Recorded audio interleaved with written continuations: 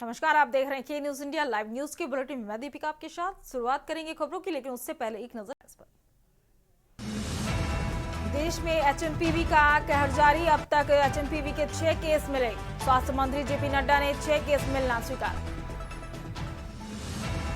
दिल्ली समेत कई प्रदेशों में भूकंप के झटके महसूस किए गए। यूपी बिहार से लेकर दिल्ली तक लोगों ने भूकंप के झटके महसूस किए हैं। भूकंप की तीव्रता 7.1 मापी गई है। सीएम योगी आदित्यनाथ का आज दिल्ली दौरा। दोपहर 3 बजे नॉर्थ ब्लॉक में बैठक होंगे शामिल। केंद्रीय मंत्रियों से कर सकते हैं मुलाकात। आज दिल्ली विधानसभा चुनाव का ऐलान। दोपहर 2 बजे ईसी करेगा चुनाव के ऐलान। फरवरी दूसरे हफ्ते में हो सकता है चुनाव। इंडिया गेट का नाम भारत माता द्वार करने की मांग। बीजेपी अल्पसंख्यक मोर्चा के अध्यक्ष ने मोदी को चिट्ठी लिखी है। कहा है ये शहीदों को श्रद्धांजलि। अब तक का सबसे बड़ा डिजिटल अरेस्ट। ग्वालियर में 32 दिन घर में कैद रहा बीएसएफ इंस्पेक्टर। साइबर ठगों ने वसूले 71.25 लाख। आप देख रहे हैं के न्यूज, खबरों का सारथी। रुक करते हैं खबरों की ओर। खबर आपको दिल्ली से बता रहे हैं। विधानसभा चुनाव की तारीखों का आज ऐलान होगा। चुनाव आयोग आज 2 बजे चुनाव की करेगा घोषणा। दिल्ली से अहम खबर आपको बता रहे हैं इस वक्त की। दिल्ली विधानसभा की 70 सीटों पे चुनाव की होगी घोषणा। इसी विज्ञान भवन में तारीखों का ऐलान हो जाएगा। दिल्ली से अहम खबर आपको बता रहे दिल्ली विधानसभा चुनाव की तारीखों का आज ऐलान। चुनाव आयोग आज 2 बजे चुनाव की करेगा घोषणा। दिल्ली विधानसभा की 70 सीटों पर चुनाव की होगी आज घोषणा। इसी विज्ञान भवन में तारीखों का ऐलान करेगा। दिल्ली से बड़ी खबर आपको बता रहे हैं इस वक्त की। दिल्ली विधानसभा चुनाव की तारीखों का आज हो जाएगा ऐलान। चुनाव आयोग आज 2 बजे चुनाव की करेगा घोषणा। 70 सीटों पर चुनाव की आज हो जाएगी घोषणा। इसी विज्ञान भवन में तारीखों का ऐलान कर देगा।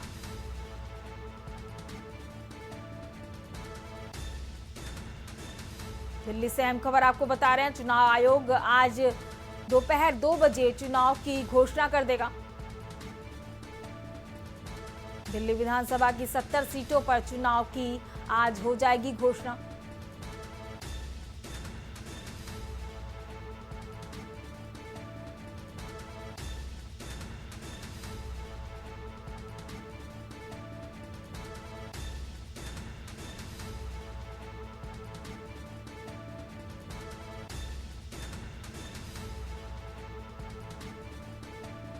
दिल्ली से अहम खबर आपको बता रहे हैं। इसी विज्ञान भवन में तारीखों का ऐलान करेगा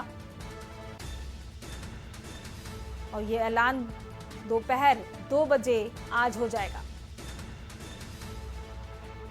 इसी खबर पे हमारे विशेष संवाददाता अखिलेश सिंह जुड़ चुके हैं। अखिलेश जी, जैसा कि आज दिल्ली विधानसभा की 70 सीटों को लेकर आज 2 बजे का समय दिया गया है घोषणा करने के लिए।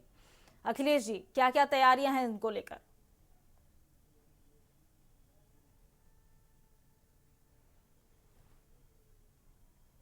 अखिलेश जी, अनम्यूट कर लें।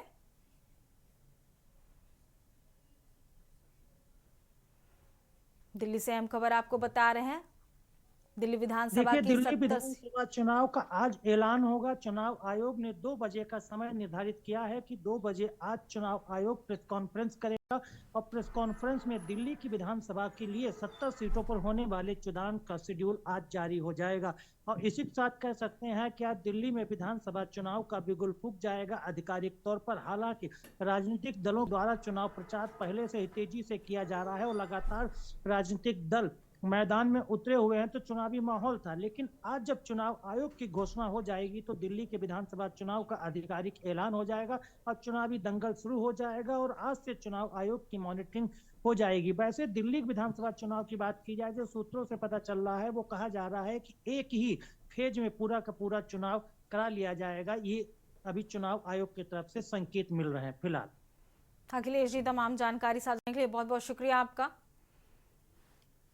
दिल्ली से अहम खबर आपको बता रहे हैं इस वक्त की। आज दोपहर 2 बजे चुनाव की घोषणा कर दी जाएगी अगली खबर भी आपको दिल्ली से बता रहे हैं, जहां किसान नेता जगजीत सिंह डल्लेवाल की बिगड़ी है तबीयत। जगजीत सिंह डल्लेवाल पिछले 43 दिनों से कर रहे हैं अनशन। दिल्ली से बड़ी खबर आपको बता रहे हैं, इस वक्त की मांगों को लेकर पिछले 43 दिनों से बैठे हैं डल्लेवाल। अनशन पर किसान नेता जगजीत सिंह डल्लेवाल की तबीयत बिगड़ गई है। पिछले 43 दिन से अनशन पर बैठे थे डल्लेवाल।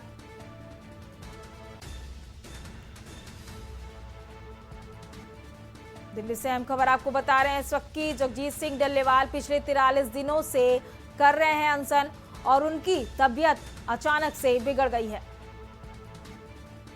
किसानों की मांगों को लेकर पिछले 43 दिन से जगजीत सिंह डल्लेवाल अनशन पर बैठे हैं।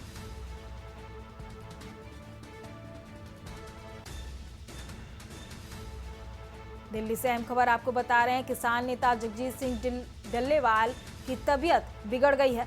पिछले 43 दिनों से अनशन पर बैठे हैं किसान नेता।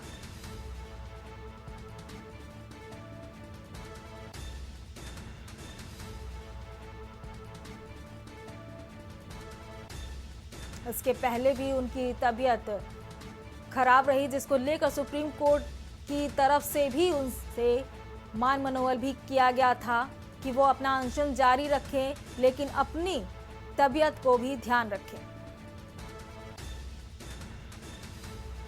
और एक बार फिर उनकी तबीयत को लेकर खबर आ रही है, उनकी तबीयत फिर से बिगड़ गई है। पिछले 43 इसी खबर पर ज्यादा जानकारी के लिए हमारे विशेष संवाददाता अखिलेश सिंह जुड़ चुके हैं। अखिलेश जी, किसान नेता डल्लेवाल जी की तबीयत फिर से खराब होने की खबर सामने आ रही है। पिछले 43 दिन से अनशन पर बैठे हैं, क्या स्थिति है अभी, उनकी तबीयत कैसी है? देखिए, किसानों का आंदोलन लगातार दिल्ली हरियाणा बॉर्डर पर चल रहा है और इसकी सुप्रीम कोर्ट में भी लगातार सुनवाई चल रही थी। जगजीत सिंह डल्लेवाल किसान हैं, वो लगातार पिछले 43 दिनों से आमरण अनशन पर थे। आज भी वो आमरण अनशन पर हैं। अचानक आज उनकी सुबह में तबीयत खराब हुई, उसके बाद डॉक्टरों को बुलाया गया, उनका चेकअप और उपचार की कोशिश की जा रही है। उसके साथ ही साथ लगातार ये भी किया जा रहा है कि वो अनशन अपना खत्म कर दें। और इसको लेकर सुप्रीम कोर्ट में जब सुनवाई हुई थी, जनहित याचिका दायर की गई थी, तो सुनवाई के दौरान सुप्रीम कोर्ट की तरफ से भी कहा गया था कि पंजाब सरकार किसी तरह से किसान नेता आमरण अनशन पर चल रहे जगजीत सिंह डल्लेवाल को मनाने की कोशिश करे और उनको ये समझाए कि आमरण अनशन करना ही एक कोई अंतिम विकल्प किसी भी मांग का नहीं हो सकता है, कि आप आमरण अनशन के अलावा भी दूसरे तरह से आप अनशन कर सकते हैं और सरकार से अपने मांगे मनवाने के लिए आप अपना अनशन चला सकते हैं। लेकिन पंजाब सरकार के तरफ से ये लाख कोशिश की गई, लेकिन जगजीत सिंह डल्लेवाल किसान नेता के तरफ से आमरण अनशन नहीं खत्म किया गया। इसका बाकायदा पंजाब सरकार की तरफ से सुप्रीम कोर्ट में अपना हलफनामा दाखिल करके जवाब भी दाखिल किया गया था कि वो आमरण अनशन खत्म करने को जगजीत सिंह डल्लेवाल किसान नेता तैयार नहीं है। इसलिए तब फिलहाल आज सुनवाई सुप्रीम कोर्ट में होनी थी। इसी बीच में वो पिछले 43 दिन से आमरण अनशन पर चल रहे जगजीत सिंह डल्लेवाल किसान नेता की आज तबीयत बिगड़ी है। फिलहाल उनका उपचार चल रहा है और आगे की अपडेट के लिए डॉक्टर्स लगातार उनकी निगरानी कर रहे हैं ताकि कोई ज्यादा तबीयत ना बिगड़ सके। फिलहाल तबीयत बिगड़ने पर किसान नेताओं के अंदर एक नाराजगी जरूर देखने को मिली है। वहीं अभी आप सूत्रों से पता चल रहा है कि केंद्र सरकार भी सक्रिय हो गई है। केंद्र सरकार की तरफ से केंद्रीय कृषि मंत्री शिवराज सिंह चौहान से आज किसानों का एक डेलीगेशन मिल सकता है और किसानों की डेलीगेशन में कुछ बातें हो सकती हैं। सरकार और किसानों के बीच की बैठक आज केंद्रीय कृषि मंत्री शिवराज सिंह चौहान में होगी तो ये मुद्दा जरूर उठेगा कि जगजीत सिंह डल्लेवाल की जो तबीयत आमरण अनशन के दौरान बिगड़ी है उसको लेकर क्या किया जाए। तो ये उम्मीद जताई जा रही है कि जब आज दिन में केंद्रीय कृषि मंत्री शिवराज सिंह चौहान के किसानों की एक टीम की जब मुलाकात होगी तो जगजीत सिंह डल्लेवाल का भी मुद्दा उठेगा और साथ ही साथ किसानों का जो आंदोलन पिछले इतने लंबे समय से चल रहा है उसको लेकर भी कोई रास्ता निकलने की उम्मीद जाग सकती है। ये फिलहाल इंतजार करना होगा। तो क्या इस मुलाकात से ये उम्मीद जताई जा सकती है, क्या उनकी मांगों को लेकर सहमति बन सकती है इस मुलाकात में? देखिए, किसानों का आंदोलन का इतिहास बहुत पुराना रहा है और दिल्ली के बॉर्डर पर लगातार किसान आंदोलन कर रहे हैं और लंबे अरसे से आंदोलन चला आ रहा है, और जिसको एक दो दिन नहीं सैकड़ों दिन हो चुके हैं और आंदोलन पर सरकार उसको सीरियसली लेने को तैयार नहीं, और किसान भी उस चीज से पीछे हटने को तैयार नहीं, किसान भी मानने को तैयार नहीं है। तो रास्ता एक ही बचता है, या तो किसान अपना आंदोलन खत्म कर दें और वापस चले जाएं, या फिर ये रास्ता हो सकता है कि केंद्र सरकार किसानों की मांगे मान ले और किसान आंदोलन खत्म हो जाए। फिलहाल टकराव किसान और सरकार के बीच में लगातार जारी है। आज शिवराज सिंह चौहान केंद्रीय मंत्री भारत सरकार के साथ किसानों की एक टीम की बैठक होगी। इस बैठक में कोई रास्ता निकलेगा, इसके लिए इंतजार करना होगा, लेकिन उम्मीद कम ही नजर आ रही है कि कोई रास्ता निकलेगा। हाँ, लेकिन जगजीत सिंह डल्लेवाल की जो तबीयत अचानक आमरण अनशन के दौरान हुई है, उसको लेकर कोई रास्ता निकलने की उम्मीद भी जताई जा सकती है। चलिए अखिलेश जी, ये देखना भी बहुत जरूरी होगा कि क्या निष्कर्ष निकलेगा, अनशन का क्या परिणाम आएगा, और तबीयत के बारे में हम आगे भी आपसे जानकारी लेते रहेंगे। बहुत बहुत शुक्रिया अखिलेश जी आपका तमाम जानकारी साझा करने के लिए। दिल्ली से अहम खबर आपको बता रहे हैं, 43 दिनों से अनशन पर बैठे किसान नेता जगजीत सिंह डल्लेवाल की तबीयत बिगड़ गई है।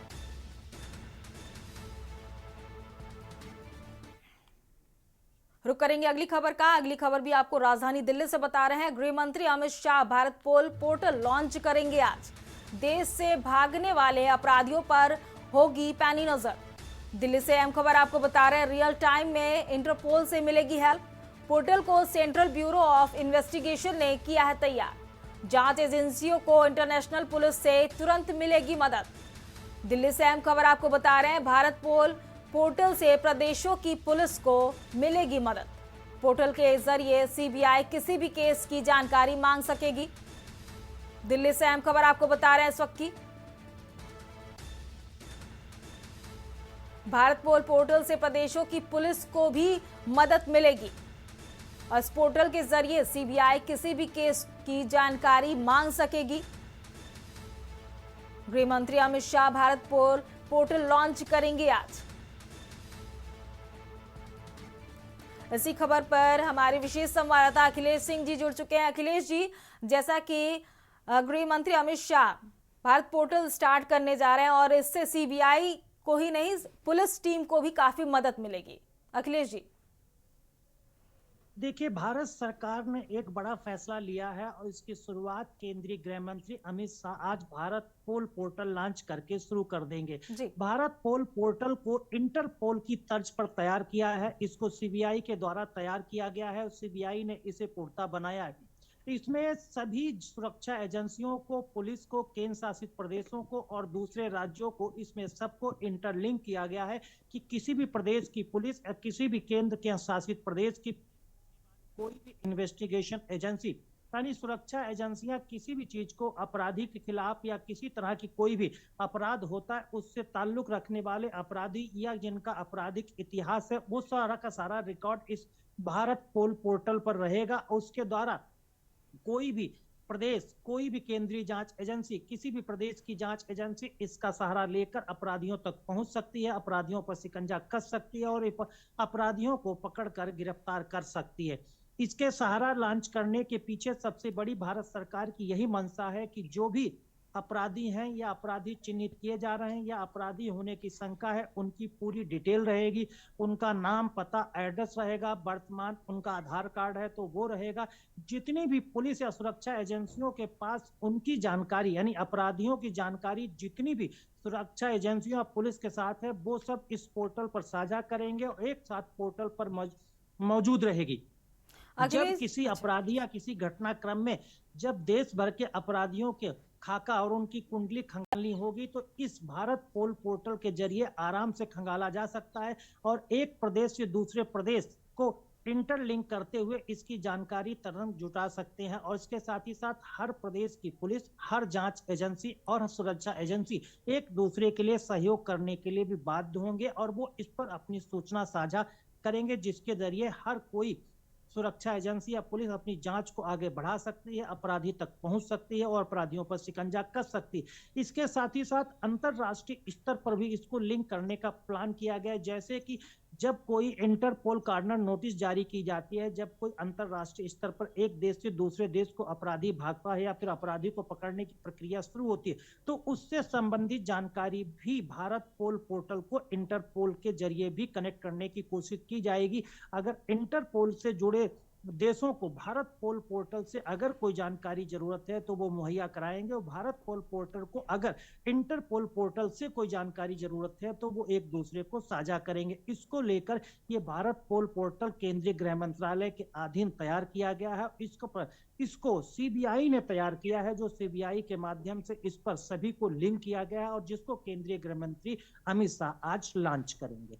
जी, एक अच्छी स्कीम लॉन्च हो रही है और इससे कहीं ना कहीं क्राइम पे एक अच्छा सिकंजा कसा जा सकेगा। बहुत बहुत शुक्रिया तमाम जानकारी साझा करने के लिए अखिलेश जी आपका। दिल्ली से अहम खबर आपको बता रहे हैं, पोर्टल को सेंट्रल ब्यूरो ऑफ इन्वेस्टिगेशन ने तैयार किया है और इस पोर्टल के जरिए क्राइम पे एक अच्छा सिकंजा कसा जा सकेगा। जांच एजेंसियों को इंटरनेशनल पुलिस से तुरंत इसके जरिए मदद मिल जाएगी और आज इसका शुभारंभ गृह मंत्री अमित शाह करेंगे। पोर्टल के जरिए सीबीआई किसी भी केस की जानकारी ले पाएगी। दिल्ली से अहम खबर आपको बता रहे, गृह मंत्री अमित शाह भारत पोल पोर्टल की आज शुरुआत करेंगे। देश से भागने वाले अपराधियों पर भी नजर होगी। चीन से शुरू हुए ह्यूमन मेटान्यूमोवायरस की एंट्री अब भारत में भी हो चुकी है। देश में अब 3 मामलों की पुष्टि हुई है। इनमें से 2 केस कर्नाटक के बेंगलुरु में और 1 गुजरात के अहमदाबाद में पाया गया है। बेंगलुरु में 3 महीने और 8 महीने के शिशु में और अहमदाबाद में 2 महीने के शिशु में HMPV वायरस की पुष्टि हुई है। इससे पहले स्वास्थ्य और परिवार कल्याण मंत्रालय ने कहा कि ICMR ने कर्नाटक में ह्यूमन मेटान्यूमोवायरस के 2 मामलों का पता लगाया है। दोनों मामलों की पहचान कई श्वसन वायरल रोगजनकों के लिए नियमित निगरानी के माध्यम से की गई थी। वायरस के बढ़ते मामलों के बीच देश में एक बार फिर कोरोना काल जैसी दहशत है। लोग सहमे हुए हैं। सभी अस्पतालों को फ्लू, सर्दी, जुकाम मरीजों पर नजर रखने के लिए कहा गया है। साथ ही अस्पताल में दवाइयों का पर्याप्त स्टॉक रखने के भी निर्देश दिए गए हैं। सवाल है कि क्या देश में एक बार फिर लॉकडाउन जैसी स्थितियां होंगी, क्योंकि चीन में HMPV वायरस ने कोहराम मचा रखा है। दुनिया भर को दहला चुके कोविड-19 महामारी के बाद HMPV नाम के वायरस ने चीन में तहलका मचा दिया, जिसकी दस्तक अब भारत में हो चुकी है। इस वायरस के बेंगलुरु समेत गुजरात में कई मामले सामने आए हैं, जिसने देश में हड़कंप मचा दिया है। बेंगलुरु के बाद गुजरात के अहमदाबाद में भी ह्यूमन मेटान्यूमोवायरस का एक मामला सामने आया। अहमदाबाद के चांदखेड़ा इलाके में 2 महीने के बच्चे में इस वायरस का संक्रमण पाया गया। नवजात का यहाँ के एक प्राइवेट हॉस्पिटल में इलाज चल रहा है। परिवार राजस्थान के डूंगरपुर से बच्चे का इलाज कराने के लिए अहमदाबाद पहुंचा था। बच्चे की स्थिति अभी स्टेबल है। बेंगलुरु के बैप्टिस्ट अस्पताल में एक 8 महीने के लड़के 3 महीने की लड़की को सांस लेने में दिक्कत पैदा करने वाले वायरस HMPV का पता चला। अधिकारियों ने बताया कि इन दोनों मरीजों या उनके परिजनों की कोई इंटरनेशनल ट्रैवल हिस्ट्री नहीं थी। चीन में वायरल इन्फेक्शन में वृद्धि की रिपोर्ट के बीच ये मामला सामने आया है, जो ह्यूमन मेटान्यूमोवायरस से जुड़े हैं। हाँ, अभी जब ऐसे केसेस देखने को मिले हैं तो हम सबको सतर्कता बरतनी है। जिस हिसाब से गवर्नमेंट गाइडलाइन दे उसको फॉलो करना है। जो नॉलेज हमारे पास कोविड एरा का है उसको फिर से बिहेवियर में लाना है। जैसे हम उस टाइम पे भी जानते थे कि अगर हम बीमार है, कोल्ड कफ या सर्दी खांसी है तो बाहर नहीं जाएंगे, ज्यादा लोगों से नहीं मिलेंगे। अगर ज्यादा लोगों भीड़ भाड़ वाली जगह पे अगर जाना पड़े तो मास्क पहन के जाएंगे, हो सके तो उसको अवॉइड करना। जैसे सारे वायरस इन्फेक्शन उसी व्यक्ति को होते हैं जिसकी अपनी इम्यूनिटी कम हो। ऐसे जैसे हम देखेंगे कि छोटे बच्चे हो या बुजुर्ग हो या फिर कोई ऐसा व्यक्ति जिसको इम्यूनोसप्रेशन दवाई चल रही है, किडनी की बीमारी, कैंसर की बीमारी, अगर ऐसी कोई चीजें वाले व्यक्ति है तो उसको इन्फेक्शन हो सकता है। सबसे बड़ी बात है कि ये जो वायरस है चिंता करने वाला नहीं है, ज्यादा सीरियस नहीं है, बट एक हिसाब से जैसे केस मिलते हैं तो हमको डेफिनेटली सतर्कता रखनी है। वायरस श्वसन तंत्र को प्रभावित करता है। HMPV के बारे में पहली बार 2001 में पता चला था। HMPV बुजुर्गों और बच्चों को खास तौर पर प्रभावित करता है। बेंगलुरु में पाए गए दोनों मामलों में ब्रोंकोपमोनिया की मेडिकल हिस्ट्री थी, जो निमोनिया का एक रूप है। 3 महीने के बच्चे को पहले ही छुट्टी दे दी गई है, जबकि 8 महीने के बच्चा रविवार को वायरस से संक्रमित पाया गया और ठीक हो रहा है।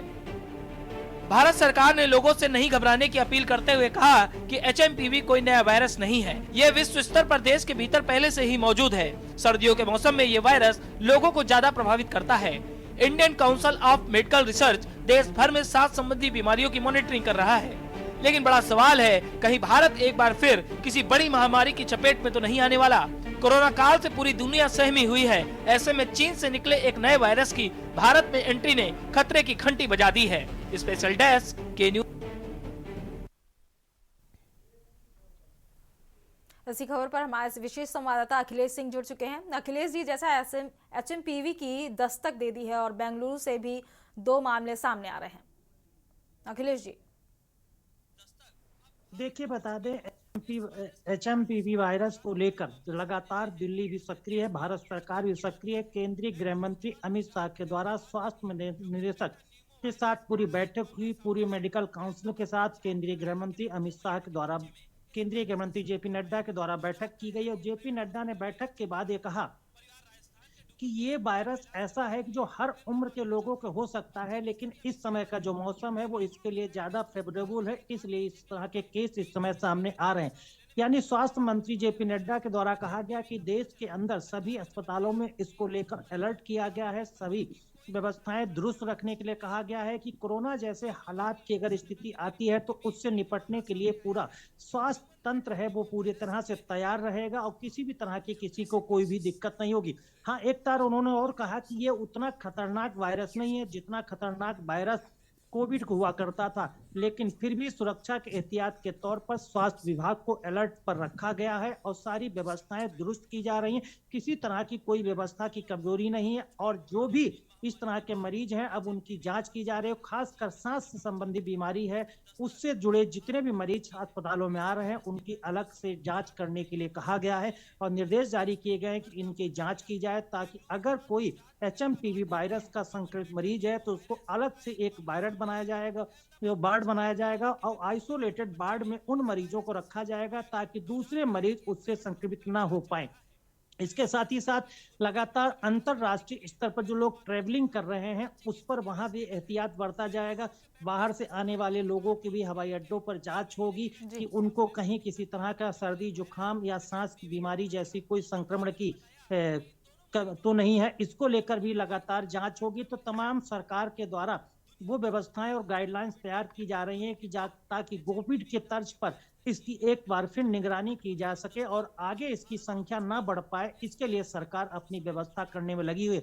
फिलहाल सरकार ने देशवासियों को ये आश्वस्त किया है कि डरने की जरूरत नहीं है, एहतियात बरतने की जरूरत है और मास्क लगाना है। सर्दी जुकाम जिसको है उसको अलर्ट पर रहना है, दूर रहना है, भीड़ भाड़ के इलाकों में नहीं जाना है, लोगों से दूरी बना के रखना है। इस तरह के एहतियात लोगों के बरतने के लिए भी गाइडलाइंस अभी भारत सरकार के द्वारा जारी की गई है और सभी स्वास्थ्य निदेशालयों को ये निर्देश भी दिया गया है इस पर निगरानी रखी जाए।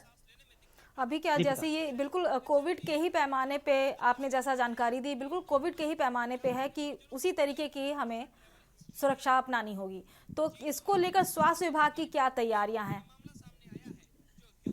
देखिए, केंद्रीय गृह मंत्री JP नड्डा के द्वारा स्वास्थ्य मंत्रालय और स्वास्थ्य के अधिकारियों और मेडिकल काउंसिल, इसके साथ ही साथ स्वास्थ्य महानिदेशक के साथ एक लंबी बैठक की गई और केंद्र सरकार के द्वारा ये केंद्रीय स्वास्थ्य मंत्री JP नड्डा की अध्यक्षता में हुई बैठक में फैसला किया गया कि जो बाहर से ट्रेवलिंग करके लोग आ रहे हैं उन पर एहतियात के तौर पर जांच की जाए। इसके साथ ही साथ स्वास्थ्य सिस्टम है इसके लिए एक अलग से वार्ड बनाया जाए और अगर किसी तरह के इस वायरस यानी HMPV वायरस से संबंधित मरीज कोई आते हैं तो उनको एक आइसोलेटेड वार्ड में रखा जाए। इसके साथ ही साथ सांस संबंधी जो मरीज हैं उनको एक अलग वार्ड में रखा जाए, जिनकी जांच की जाए और जांच में अगर इस तरह का वायरस पाया जाता है तो फिर उनको सेपरेट करके एक अलग आइसोलेटेड वार्ड में भर्ती किया जाए और वहां पर उनका उपचार किया जाए। और वायरस से संबंधित जितनी दवाएं हैं, जांच प्रणाली है और लैब है, उन सबको तैयार रखने के लिए कहा गया है कि किसी भी तरह की वो स्थिति ना आए जो वायरस के कोविड के समय हुई थी। उन सारी चीजों से निपटने के लिए केंद्र सरकार पूरी तैयारी कर रही है और खुद इसकी मॉनिटरिंग केंद्रीय स्वास्थ्य मंत्री JP नड्डा कर रहे हैं। दीपिका। अखिलेश जी, ये भी जानना चाहेंगे एचएमपीवी वायरस की जानकारी कैसे होगी आम जनमानस को कि ये एचएमपीवी का ही वायरस है?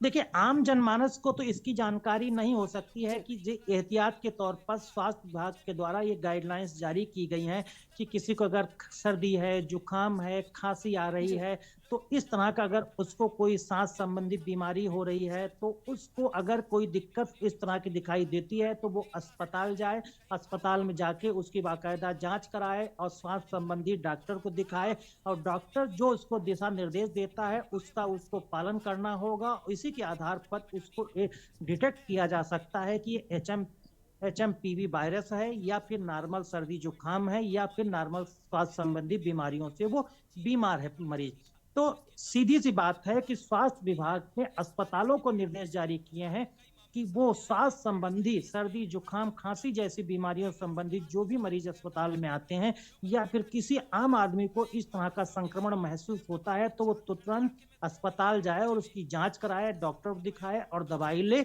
और डरे नहीं। दीपिका। अखिलेश जी, अभी थोड़ा सा रुकते हैं। आपका बहुत बहुत शुक्रिया तमाम जानकारी साझा करने के लिए। एचएमपीवी वायरस की बात कर रहे हैं जिससे अभी फिलहाल 2 ही 3 शहर प्रभावित हुए हैं और ये बिल्कुल कोविड के ही तर्ज पर चल रहा है, लेकिन इससे परेशान होने की जरूरत नहीं है, रोकथाम लेने की जरूरत है। और रुकते हैं यहाँ छोटे से ब्रेक के लिए, जल्द हाजिर होंगे। आप देख रहे हैं के न्यूज खबरों का। ब्रेक के बाद एक बार फिर आप सभी का स्वागत है। बात करेंगे जानलेवा ठंड की। यूपी के शिक्षकों के लिए जरूरी खबर बता रहे हैं। अब एक जिले से दूसरे जिलों में हो सकेंगे तबादले। तबादले की प्रक्रिया शीतकालीन अवकाश के बाद शुरू हो जाएगी। नई नीति में सेवा अवधि की बाध्यता हटाई गई है। शिक्षकों को ऑनलाइन आवेदन कर आपसी सहमति जरूरी की गई है। प्रक्रिया 3 माह में पूरी हो जाएगी। ग्रीष्मकालीन अवकाश में किया जाएगा कार्यमुक्त। अनुशासनात्मक मामलों के शिक्षकों का स्थानांतरण बाद में होगा। तस्वीरें आपको सीधी दिखा रहे हैं रायबरेली से, बुलंदशहर, लखनऊ, हरदोई, हमीरपुर से।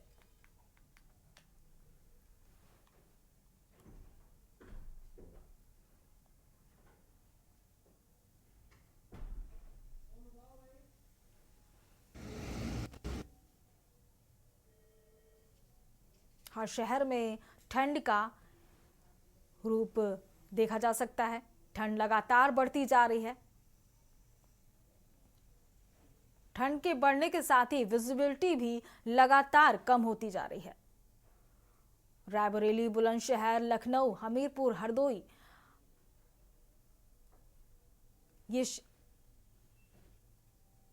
यहां ठंड की स्थिति और ज्यादा बढ़ गई है।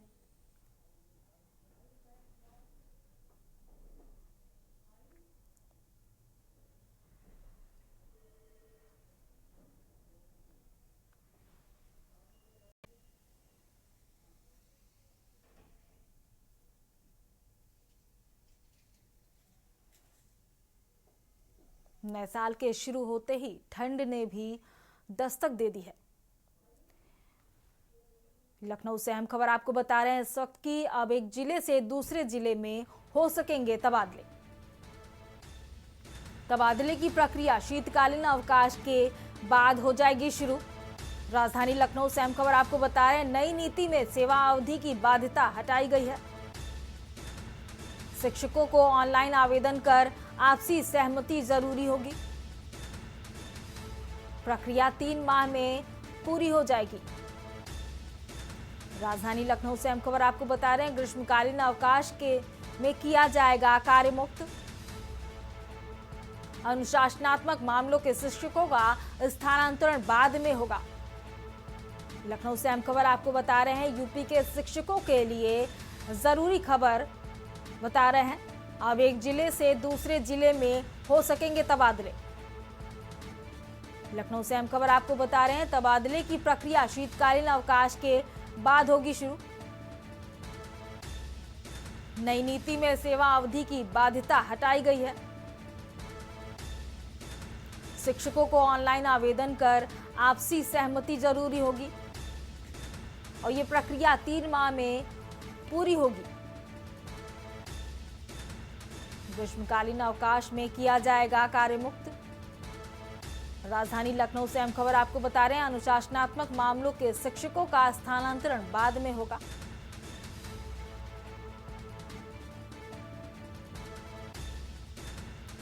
यूपी के शिक्षकों के लिए जरूरी खबर बता रहे हैं, अब एक जिले से दूसरे जिले में हो सकेंगे स्थानांतरण। तबादले की प्रक्रिया शीतकालीन अवकाश के बाद शुरू हो जाएगी।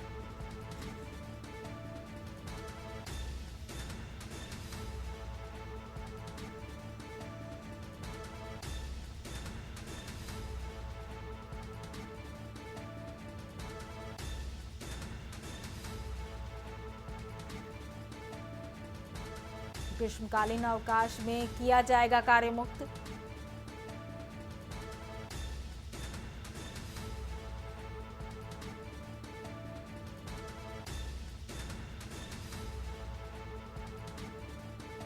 लखनऊ से अहम खबर आपको बता रहे हैं, अब एक जिले से दूसरे जिलों में हो सकेंगे तबादले। तबादले की प्रक्रिया शीतकालीन अवकाश के बाद शुरू होगी। नई नीति में सेवा अवधि की बाध्यता भी हटाई गई है।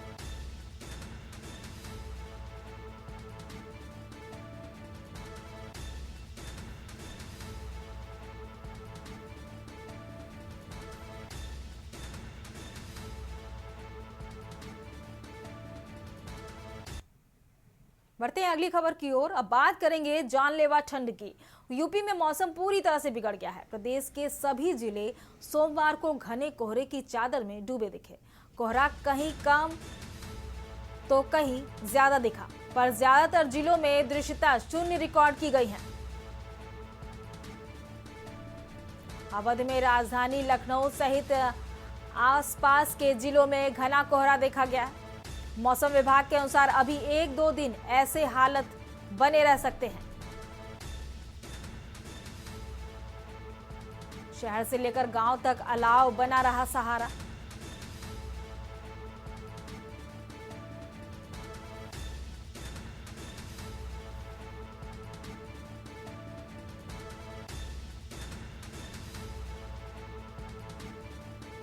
अरब सागर से आ रही नमी की वजह से राजधानी समेत यूपी के कई जिलों में बादलों की आवाजाही रही। आंचलिक मौसम विज्ञान केंद्र लखनऊ के वैज्ञानिक अतुल कुमार सिंह के मुताबिक नए पश्चिमी विक्षोभ के सक्रिय होने और अरब सागर से आ रही नमी की वजह से प्रदेश के मौसम में फिर से बदलाव आने वाला है। पश्चिमी यूपी में सोमवार को बूंदाबांदी के संकेत हैं। वहीं प्रदेश के तराई और दक्षिणी इलाके समेत बुंदेलखंड में घना कोहरा छाने की संभावना है। ठंड और कोहरे में बढ़ोतरी के संकेत भी देखे गए हैं। रविवार को 5.5 डिग्री न्यूनतम तापमान के साथ इटावा सबसे ठंड रहा। वहीं चुर्क में सर्वाधिक 21 डिग्री सेल्सियस अधिकतम तापमान दर्ज किया गया है। वाराणसी, जौनपुर, गाजीपुर, आजमगढ़, मऊ, बलिया, देवरिया, गोरखपुर, संत कबीर नगर, बस्ती, कुशीनगर, महाराजगंज, सिद्धार्थनगर, गोंडा, बलरामपुर, श्रावस्ती, बहराइच, लखीमपुर खीरी, सीतापुर, हरदोई, बाराबंकी, अमेठी, सुल्तानपुर, अयोध्या, अंबेडकर नगर, बरेली, पीलीभीत, शाहजहांपुर, बदायूं व आसपास के इलाकों में ठंड का कहर रहा। शहर से लेकर गांव तक अलाव ही सहारा बना सबका, और मजदूरों के लिए चाय की दुकान बन रही है सहारा।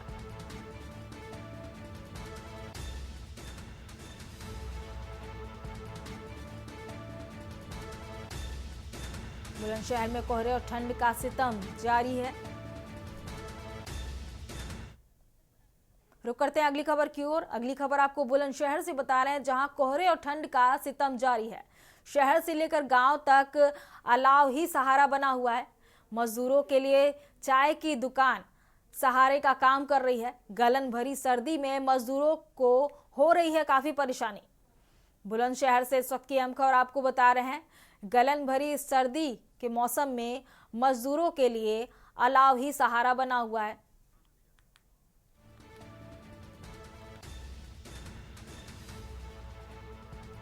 शहर से लेकर गांव तक अलाव लोगों का सहारा बना हुआ है।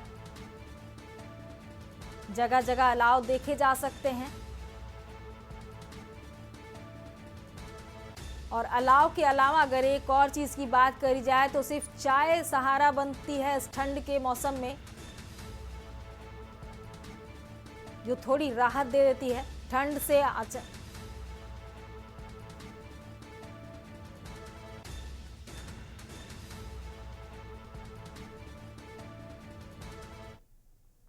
अब बात करेंगे हरदोई की, जहां पुलिस ने मारपीट के 2 आरोपी को किया है गिरफ्तार। ठेले पर बिरयानी खरीदने को लेकर हुआ था विवाद।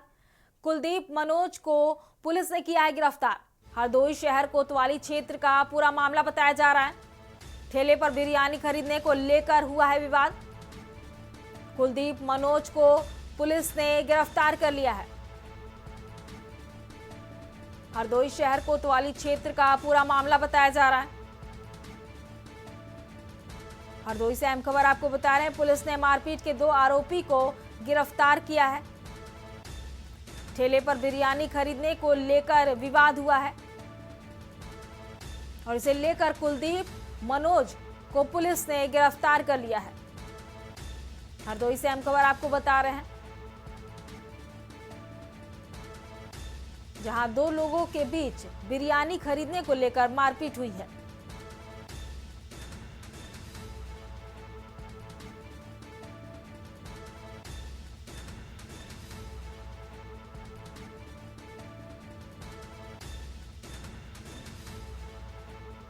हरदोई शहर कोतवाली क्षेत्र का पूरा मामला बताया जा रहा है। हरदोई में पुलिस ने मारपीट के 2 आरोपी को गिरफ्तार कर लिया है। ठेले पर बिरयानी खरीदने को लेकर मारपीट हुई, जिसमें कुलदीप मनोज को पुलिस ने मौके से गिरफ्तार कर लिया है। हरदोई शहर कोतवाली क्षेत्र का पूरा मामला बताया जा रहा है। हरदोई से अहम खबर आपको बता रहे हैं, पुलिस ने मारपीट के 2 आरोपी को गिरफ्तार किया है।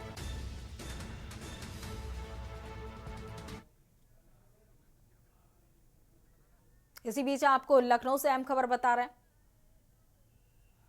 लखनऊ से अहम खबर आपको बता रहे हैं, इस वक्त की के न्यूज की खबर का असर। भ्रष्टाचार में डूबा लखनऊ नगर निगम। के न्यूज के प्रमुखता से चलाई थी खबर। खबर चलने के बाद नगर आयुक्त ने लिया है संज्ञान। लखनऊ से अहम खबर आपको बता रहे हैं, इस्माइलगंज वार्ड में जारी टेंडर को किया गया है निरस्त। टेंडर में गोलमेज करने वाले अधिकारियों पर एक्शन लिया गया। लखनऊ से अहम खबर आपको बता रहे हैं, नगर आयुक्त इंद्रजीत सिंह लेंगे एक्शन। इस्माइलगंज में बनी हुई सड़कों का निकाला गया था टेंडर।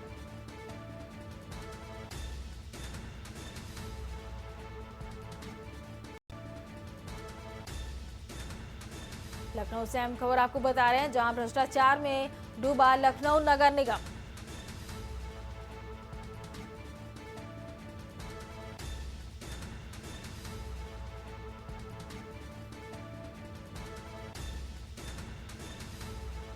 इस्माइलगंज वार्ड में जारी टेंडर को किया गया है निरस्त।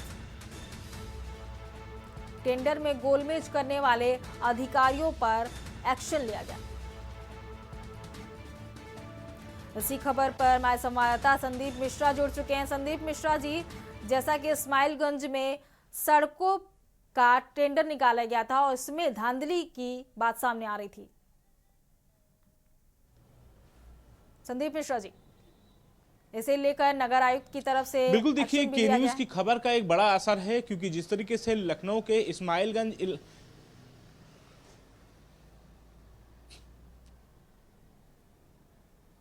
बोलिए संदीप मिश्रा जी।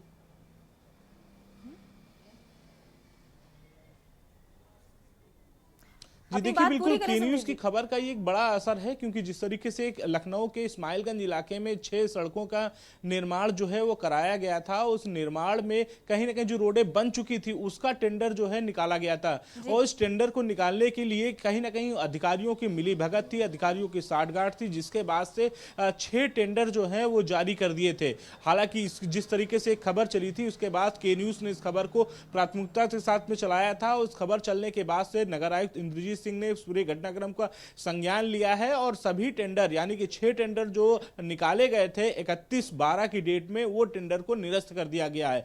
अब इस टेंडर निरस्त होने के बाद उन अधिकारियों पर गाज गिननी तय होगी जिन्होंने इस टेंडर प्रक्रिया में भाग लिया था और टेंडर जारी कराया था। कहीं ना कहीं एक बड़ा खेल होने वाला था लखनऊ नगर निगम की तरफ से, उन अधिकारियों की तरफ से जहां पे जो रोड बन चुकी थी उसकी साठगांठ की रोड जो है बनाने का टेंडर निकाल दिया गया था।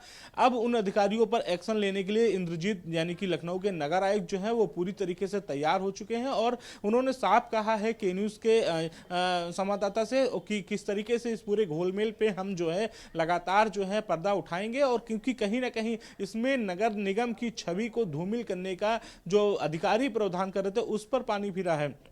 यानी कि कहीं ना कहीं जिस तरीके से जो छवि है नगर निगम की उसकी धूमिल करने का अधिकारी काम कर रहे थे, उनको कहीं ना कहीं सबक सिखाने के लिए नगर आयुक्त इंद्रजीत सिंह ने एक टीम गठित करेंगे। टीम गठित करने के बाद से इसकी जांच कराएंगे, जांच होने के बाद से जो भी इसमें संलिप्त होंगे उन पर कार्रवाई की जाएगी। फिलहाल टेंडर को, सारे टेंडरों को निरस्त कर दिया गया है, जो 6 टेंडर जो निकाले गए थे इस्माइलगंज वार्ड के, और अब इन अधिकारियों पर भी जो है गाज गिननी तय मानी जा रही, क्योंकि कहीं ना कहीं जब जांच तो इसमें कई ऐसे नाम होंगे जो सामने निकल करके आएंगे, उन पर कार्रवाई होना तय माना जा रहा है। बिल्कुल जी संदीप जी, तमाम जानकारी साझा करने के लिए बहुत बहुत शुक्रिया आपका। लखनऊ से अहम खबर आपको बता रहे हैं, जहां टेंडर मामले में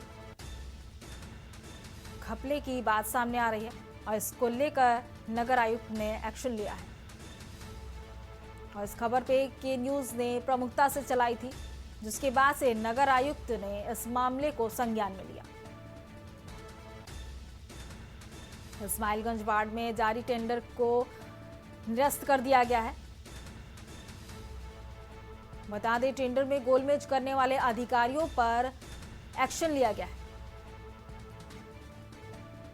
नगर आयुक्त इंद्रजीत सिंह इस मामले में एक्शन लेंगे। लखनऊ से अहम खबर आपको बता रहे हैं इस वक्त की।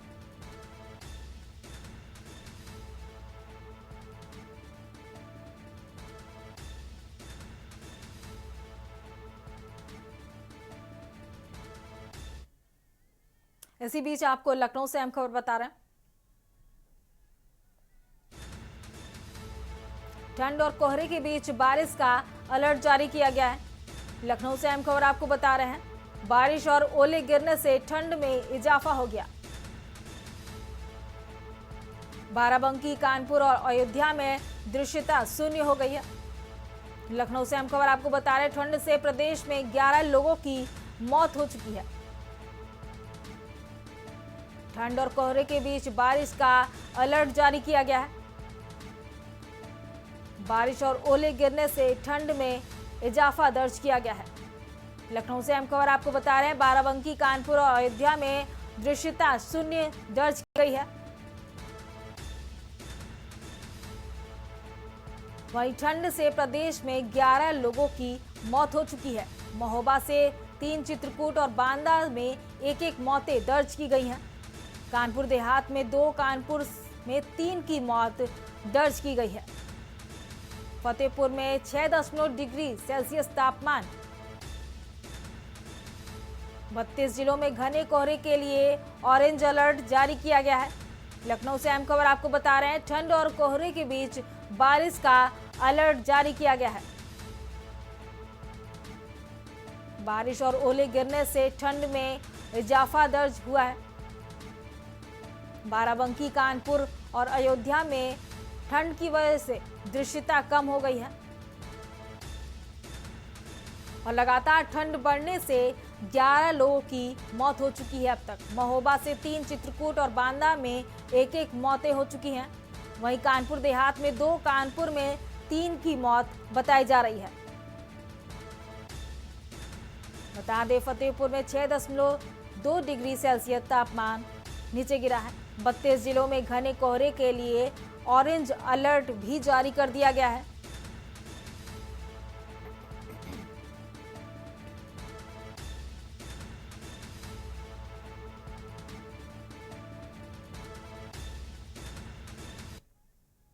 बढ़ते हैं अगली खबर की ओर। अगली खबर भी आपको राजधानी लखनऊ से बता रहे हैं।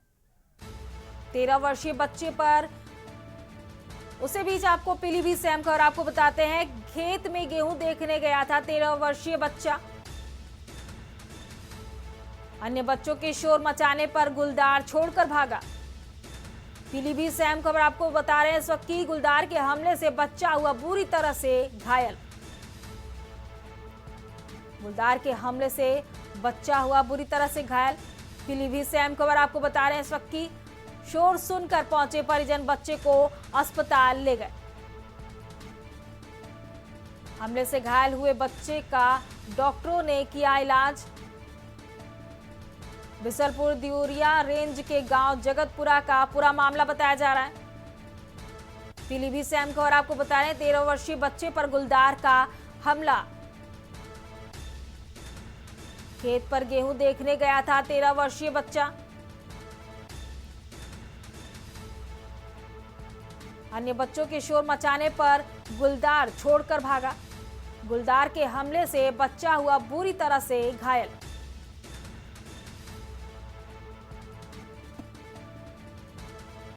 पीलीभीत से अहम खबर आपको बता रहे हैं। शोर सुनकर पहुंचे परिजन बच्चे को अस्पताल ले गए।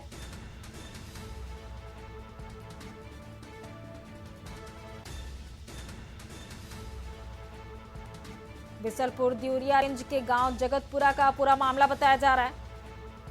पीलीभीत से अहम खबर आपको बता रहे हैं। जहां 13 वर्षीय बच्चे पर गुलदार ने हमला कर दिया है। खेत पर गेहूं देखने गया था 13 वर्षीय बच्चा। इस दौरान गुलदार ने हमला कर दिया। अन्य बच्चों के शोर सुनने से गुलदार 13 वर्षीय बच्चे को छोड़कर भागा। गुलदार के हमले से बच्चा पूरी तरह से घायल हुआ है।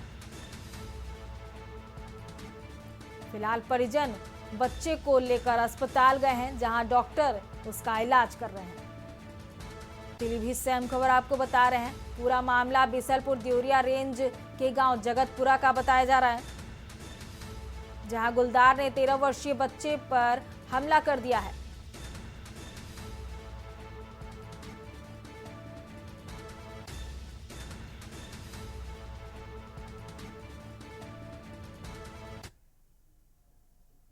इसी बीच आपको राजधानी लखनऊ से अहम खबर बता रहे हैं। मिल्कीपुर उपचुनाव की तैयारियां तेज कर दी गई हैं। लखनऊ से अहम खबर आपको बता रहे हैं। इस वक्त की तैयारियों को अंतिम रूप देने में जुटा चुनाव आयोग। राजधानी लखनऊ से अहम खबर आपको बता रहे हैं। शीघ्र ही तारीख का ऐलान करेगा आयोग। सूत्रों से जानकारी मिल रही है, दिल्ली विस चुनाव के साथ हो सकता है मिल्कीपुर चुनाव। राजधानी लखनऊ से अहम खबर आपको बता रहे हैं। दिल्ली विधानसभा चुनाव के साथ ही हो सकता है मिल्कीपुर उपचुनाव। मिल्कीपुर सीट अवधेश प्रसाद के सांसद बनने के बाद खाली। भाजपा के कई मंत्री भी मिल्कीपुर में डाले हुए हैं डेरा। अखिलेश यादव ने भी कार्यकर्ताओं को दिए दिशा निर्देश। मिल्कीपुर उपचुनाव की तैयारियां तेज कर दी गई हैं। तैयारियों को अंतिम रूप देने में जुटा हुआ है चुनाव आयोग। शीघ्र ही तारीख का ऐलान हो जाएगा। संभावना ये भी जताई जा रही है कि दिल्ली विधानसभा चुनाव के साथ ही मिल्कीपुर उपचुनाव भी हो सकती है। मिल्कीपुर सीट अवधेश प्रसाद के सांसद बनने के बाद ये सीट खाली हो गई थी।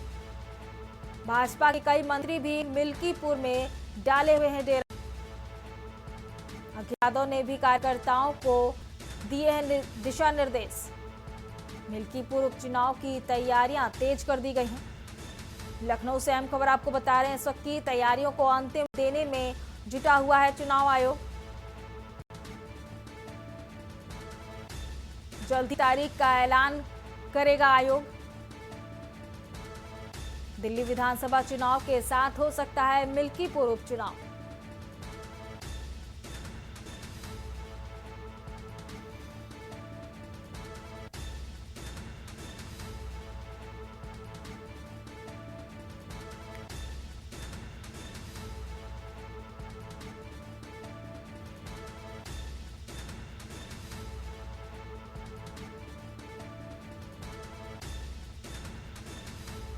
लखनऊ से अहम खबर आपको बता रहे हैं, मिल्कीपुर उपचुनाव की तैयारियां तेज कर दी गई हैं और तैयारियों को अंतिम रूप देने में जुटा हुआ है चुनाव आयोग।